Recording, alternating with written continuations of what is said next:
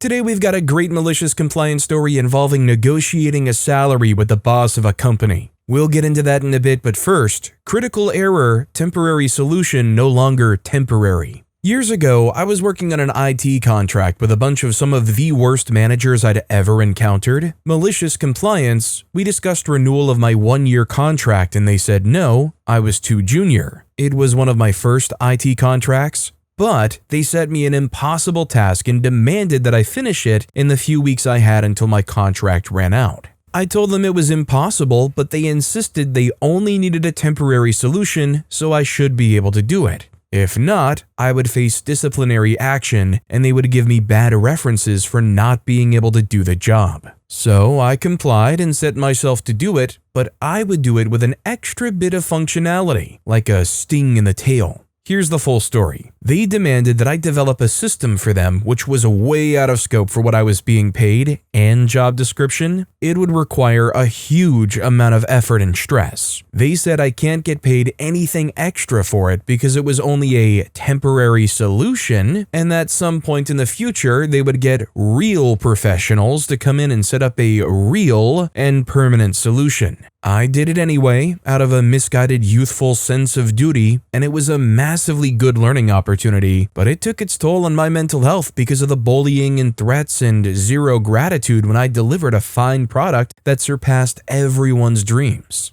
I saved them hundreds of thousands of dollars in development costs, and my system immediately generated colossal revenues and savings. My contract ended, and they offered me an insulting bonus, way less than even my monthly rate, once again reminding me that this was only a temporary solution until they got a real project and dev team in place to build the real thing. But I turned the tables on them. I made sure from the start that all my code was inaccessible, and then I'd set a timer so that after a certain time period since my last login, the whole system would stop working. Instead, it would generate a continuous repeating error message, critical error, overclock collision, temporary solution, no longer temporary. I heard it caused them a massive loss of business because my system had worked so well, they had decided to keep it instead of getting something real, but never called me up to offer thanks or rewards. So when the director phoned me in desperation when it broke, I just said there was nothing I could do as I was fully engaged at this time and had no idea what that error was about. Must have been something that they'd done. I was as friendly as can be, but basically put the phone down ASAP and ignored future calls, except a few where I would fake it like, "Sorry, can't talk, just boarding a flight." Am I evil? No. In all the times they'd contacted me, they never once expressed recognition for my fine work, the huge benefits I'd brought them, and no regret for the disgusting way they bullied and threatened me while working for them. In fact, on the first call, the director still spoke to me in a bullying and threatening tone. He only started to get polite at the point where he realized I was about to put the phone down after telling him I'm currently fully booked. That was one of my first ever contracts. They were so horrible to me. I was young and inexperienced, so I didn't know how to deal with the situation at the time. I hear they finally got a real system, but it took 3 times longer to get it up and running than I'd done alone. And they hired 3 developers to do the work. They're incredibly lucky that they got what they got for as long as they did. My only question would have been, do they have the source code? Because if they could hire like one competent person, chances are they would probably be able to go and find out why it says this critical error temporary solution no longer temporary is even happening. I mean, granted, I'm no back-end expert on anything that especially is that serious, but from the limited stuff I do know, considering they must be running it on their server or whatever, it should have been actually pretty fixable, I would think. Imagine not only screwing over the person who made this really good working system, but also still having that code that could have been very fixable and patchable, and instead being so dumb that you shell out a whole bunch of extra money to bring in whole new developers and make a whole new system. Cowabunga 1066 commented on the post, "Clearly the compliance is with their oft-repeated characterization of the system as temporary. They told OP, nay, demanded that the system be temporary, so by their own words, temporary was the #1 specification for the system. If something is described as an essential trait, it's certainly possible to treat that trait as part of the request. And that's what OP did. Also, hi, I'm Steven, and if you guys enjoy crazy stories of malicious compliance, why not hit those like and subscribe buttons down below? Our next story is IT wanted a ticket per subdirectory. I work for a power electronics tech company. The company has been in operation for about 40 years, and within the last decade it got bought out by an American-based global conglomerate. And with them, they brought the local IT support team into their global help desk. What is my job within this vast international machine? I fix units that the customer breaks. They could be returned 2 months into warranty, or relics that haven't been looked at for 20 years and have been run into the ground by non-stop running. It was due to one of these abused legacy units that I needed to fix that led me to engage IT in Mortal Kombat. IT Help Desk Edition. I needed data sheets, circuit diagrams, and test procedure documents, considering it was an out-of-production, barely supported legacy unit made during a time where design schematics were created using pencil and rulers. So, not exactly sensitive corporate intellectual property. Anyway, I liaise with some of the veterans who were here since before Fred Flintstone was hammering out designs, and they point me at a legacy data store that got collected and stored within the terabytes of documentation within the company's servers.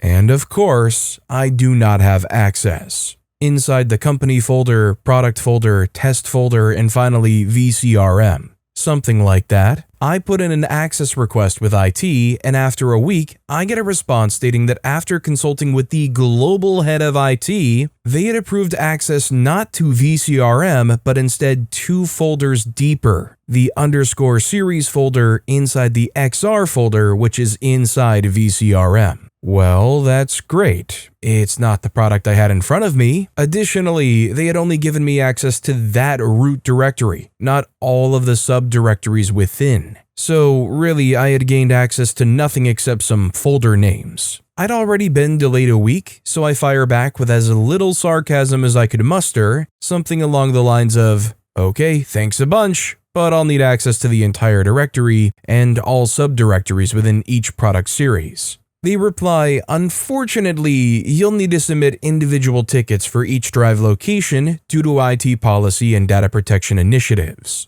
Well, alright then. You get what you ask for. After quickly confirming what they're asking, I start firing off tickets as fast as the crappy IT web client can process them. Copy and pasting the same ticket, the only change being the file paths. Firstly, for each subdirectory within the XR/_series folder, about 12 subdirectories, and then assuming the file paths are the same for the rest of the product ranges, I also start requesting access for each product range and each subdirectory. Of course, I decided to close my Outlook, since every raised ticket would shoot 2 emails at me with "ticket raised" and "ticket assigned." Also, because I thought it would be funny if they couldn't get a hold of me, my manager comes to talk to me saying it's time to stop winding up IT. They called him. Apparently, having so many open tickets would destroy all their metrics and KPIs. It turns out I was misinformed by the IT rep, and only 1 ticket would be required. Huzzah! Only took about an hour of data entry to upset IT enough into giving in. Maybe not as funny as if you were there, but thought I would share. So OP basically wanted access to like a folder that contained maybe like a photo or a fax scan copy of a really old machine's schematics. I mean, I know the mega corporation bought out the company and enveloped all of the IT, including OP's job, but you would think that they would have some kind of better process in trying to handle that information. I guess really it's just kind of a quirk of being involved in a company that size. I mean, just to escalate anything and get the stuff you need, sometimes there are just needless hoops to jump through. Second, Talon commented, "It turns out I was misinformed by the IT rep and only 1 ticket would be required, huzzah." The IT worker says, "Hey boss, is this latest update on folder permissions right?" IT boss says, "Yes." The IT worker replies, can we revisit this? We're gonna generate like a few hundred tickets for..." The IT boss replies, "Yes, I know." The worker responds, "Isn't this really stupid?" The boss replies, "Yes, it is," which is why the VP of IT is CC'd on every ticket created this month, because they want to be sure we aren't cowboying this. So every folder needs its very own ticket. The worker responds, "Heard and understood, boss." Our next story is a 10-minute favor versus €1,000 bill. Once, at a company where I worked as an architect, I used the company laptop's Photoshop to make my daughter's birthday invitation. It took maybe 10 minutes. My boss saw it in the recent files while we were reviewing a project together and told me the computer was for work only. I just said, okay, because, well, what else was I going to say? That same week, I traveled to another city to survey a building. I did everything with a tape measure and laser the company provided. When I got back, he asked if I'd already downloaded the photos because he wanted to see the inside of the building. I told him I hadn't taken any photos since my phone was personal. He was furious on the inside, but couldn't show it because months earlier, I had asked the company for a work phone and they had refused. The next day, a brand new Samsung appeared on my desk. And off I went again to the same city to take the photos, with the company paying for the flights, hotel, and all the doubled expenses. Why do they gotta be so uptight about a birthday invitation for their 10-year-old daughter? They need to take a second, unclench, and not concern yourself if they take 10 minutes to do something nice for their daughter and focus more on, is the work being done and is the work being done well? On the other hand, could you imagine if the day of the birthday comes around and a lawyer shows up to serve a cease and desist for using company branded designs? You know, the whole nonsense, you create something at work or on the company computers, it's all there for copyright of the company. Rob Zagnut too commented, nice story. Work bought all IT staff phones, had one for 23 years. When I retired, it was a pain in the butt to get a new one and a new number. Luckily, my son let me be on his Verizon plan for $50 a month through Costco, and since I signed up through Costco, the same exact, smaller phone was free. Heard from friends and family that the poor lady who got my old number was getting frustrated with all the calls and help desk requests. Our next story is delicious double whammy malicious compliance. My wife recently performed some tasty malicious compliance, so I thought I would combine it with her previous malicious compliance from 6 months previous. My wife works in the finance department for a government contractor. They're hybrid, but mostly all work from home due to limited office space, with the expectation her team is on site Monday, Tuesday. In this role, she has a busy end of month every month, with a whole team working to post figures, and is often required to work late into the evening or a few hours on the weekend to finalize the month end.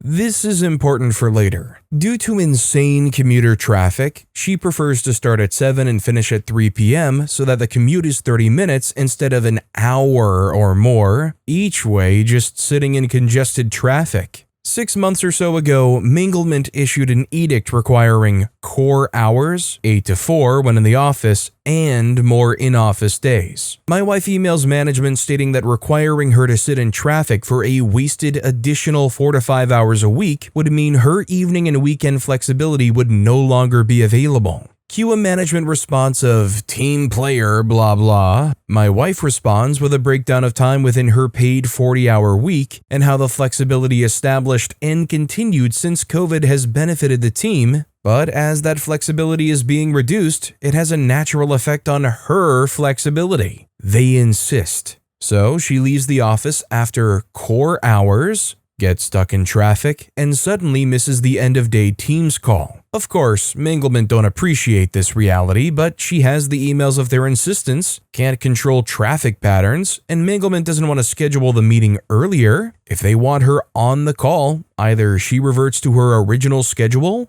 or she enters into overtime to take it in the office. They suggest her previous schedule for the foreseeable to aid team cohesion. Recently, her Minglement decided that all overtime has to now be approved by a direct line manager. Cut to last week, my wife has been exiting meetings on the dot at the hour. Sorry, I've got a hard stop now due to no approved overtime. Bam! Drops from the meeting. She's even starting to affect other team's members, with her and a colleague ceasing work on the dot due to not approved. Management is of course on the hook for incomplete end-of-month figures and starts inquiring. The team replies with the overtime edict, all overtime to require manager approval. It wasn't pre-approved, so I stopped working to adhere to the new policy. My wife mentioned that they haven't responded to this yet, but it's been weeks already. All of this after management still hasn't backfilled an open department position for 5 months. So they're down an additional person.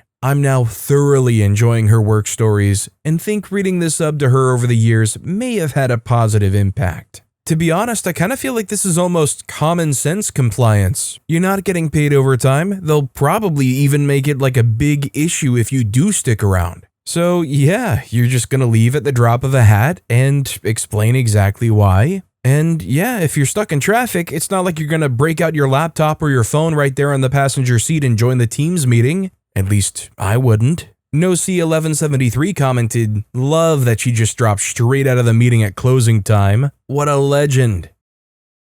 Our next story is inbox flooding. Story my friend told me that had me crying laughing. So apparently the CEO and head of HR accidentally nuked their own inboxes. Here's how. A long time ago, both of them said very seriously, "Please copy us on all internal communications. Announcements, reminders, birthday emails, everything." Fine. Fast forward. One day, HR decides they want to be extra fancy and sends out a request. This announcement needs to be personalized for each employee. No more, "Dear colleague." We want, "Dear employee name."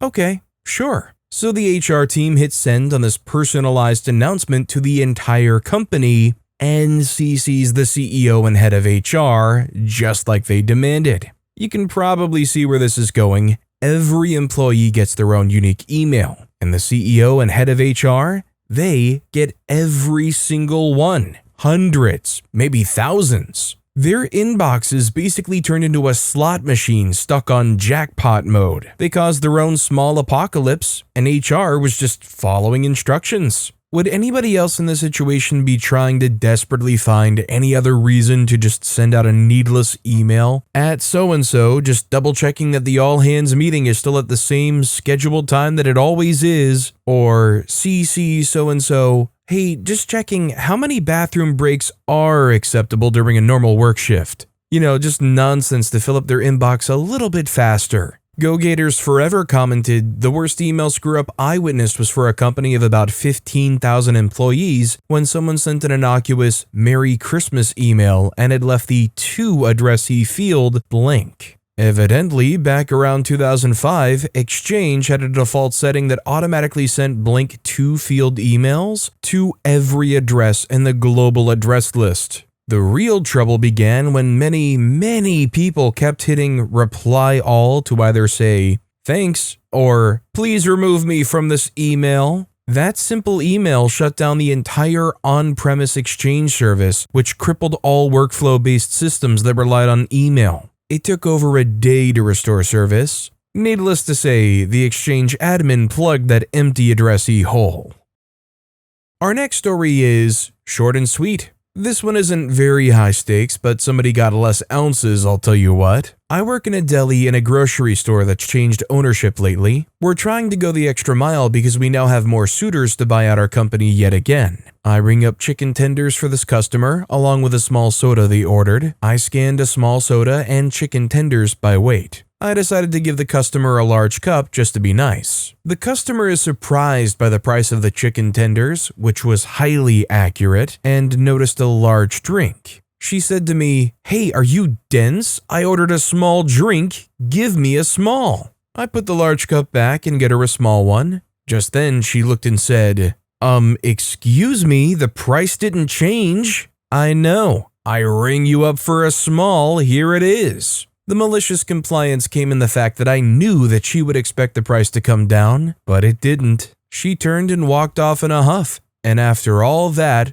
we're out of Dr. Pepper. Am I just too cynical, or does anybody else feel like, after having an experience or two like OP had here, I'd probably stop going to the lengths of trying to give somebody a freebie with a large drink and just, stick to what they ordered? Holy Dark Death commented, "If she was nice about it and just asked, then she could have saved face."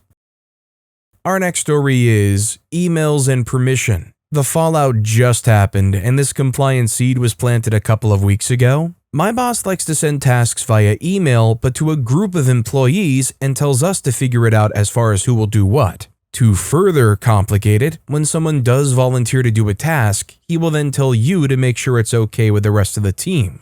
This annoys me to no end because it is incredibly non-confrontational, inefficient, and fosters a lazy working environment where one person does most of the work. We get an inquiry to create a new training curriculum. Boss sends normal email to myself and another lead asking who wants to do it. I don't reply because I don't want to do it. Boss meets with me in person and said he wanted me to do it and had me in mind when he sent the email. Why didn't he just assign it to me? But he does his typical run it by the other employee first. You already know. I send the email asking the other employee and make sure to CC boss on it. An important note, because of this dynamic, employees have learned to just not reply to any emails, even if it's to approve of the coworker taking the task for fear of somehow being roped into the task. Shockingly, the other employee does not respond. My boss just left my office panicked because not only did this one not get done, but now there's another order. I'm swamped because I've been volunteering for his other email tasks that could warrant their own post. He realizes he's too much of a coward to force his other employees to do it and is now having to work both orders on his own.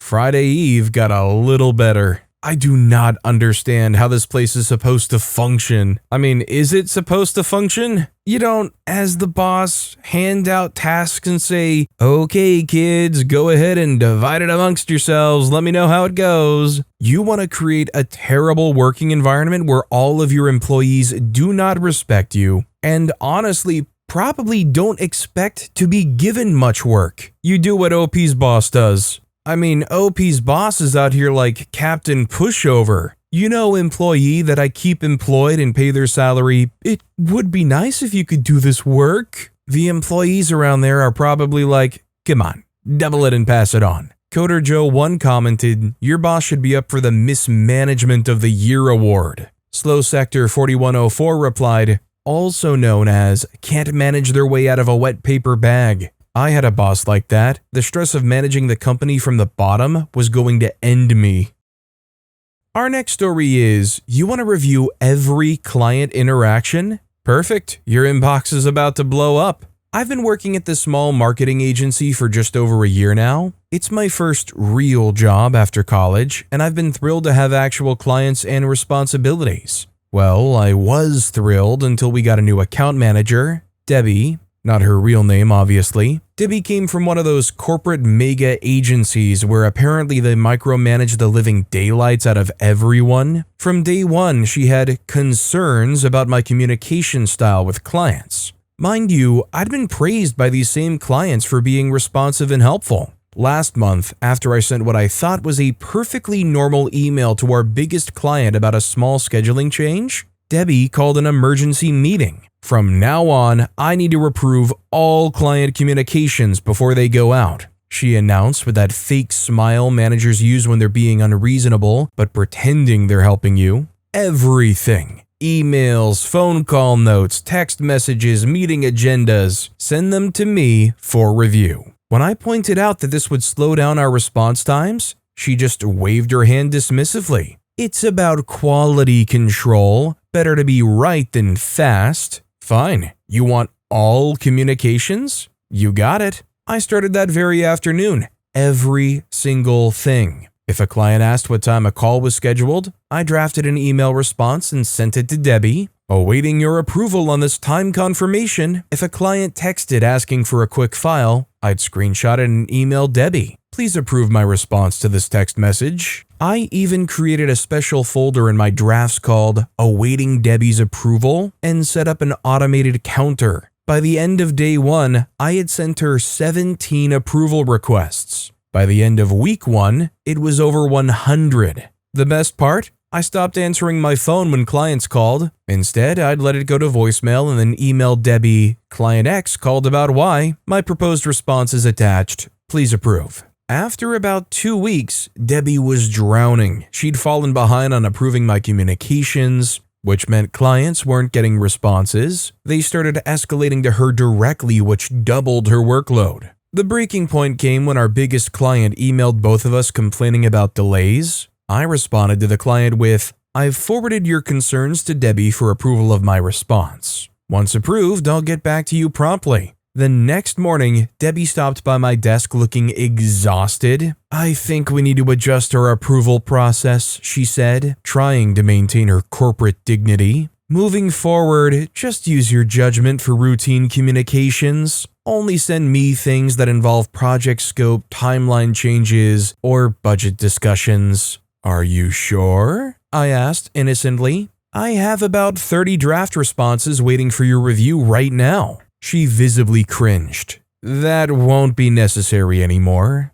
I've been happily sending emails without approval for 2 weeks now. Debbie barely makes eye contact in the hallway, and honestly, that's fine by me. The best part, my quarterly review is coming up, and all those approval emails are documented proof that I've been trying my absolute best to follow company protocol. Sometimes malicious compliance is the best teacher. You know, weirdly, I almost feel like it takes a weird level of pressure off of OP's job. Like, they still have to write the emails and it still has to contain exactly what you want to say, but in the end, you don't actually have to send it yourself. You don't have to keep up with the convo. You just pass the buck to the micromanager and let them kind of rubber stamp it. It's weird, but I feel like if I was in OP's position, it would almost be like a freeing thing. Here's the next one, boss. Let me know if I can send it off. And then it just rolls off your shoulders because you know it's now on theirs. Rubbermaid commented, the phrase, use your judgment, has come up in a few of these recently, and I'm really curious about what managers think we're doing before. We're always using our judgments to make the process work so we're not harassed by managers and the like.